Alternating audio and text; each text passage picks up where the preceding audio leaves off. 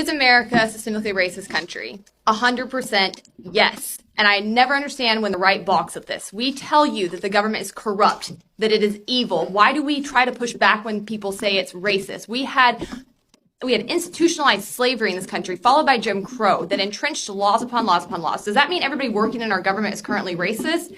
No. Does that mean we still have laws on the books that were put there with racist intent or that have racially disproportionate outcomes? 100% yes. Look at the public school system, where we had redlining that determined where people lived based on their zip codes and their skin color for decades. And that now determines how much money goes to their public schools. And this is why you see Black kids trapped in cycles of poverty in our government schools for decades and decades and decades. That's why we need school choice. These arguments support our policies that we're pushing for because we actually want to see all communities lifted up. Look at the criminal justice system.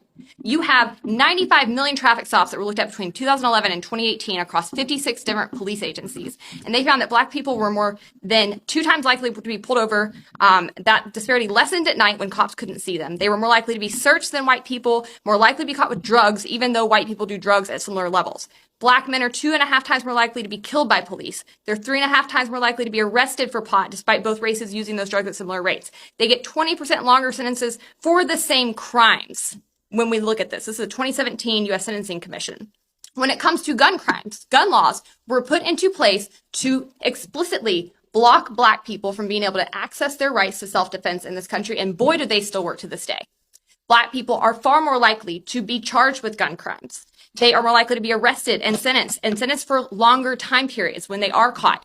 As a whole, there are still so many areas across this country where we are continuing to see the government harm people of color at disproportionate rates. And what that should tell you is that we need to limit this freaking government and get it out of people's ways and giving it the power to do this to people. That's the end game.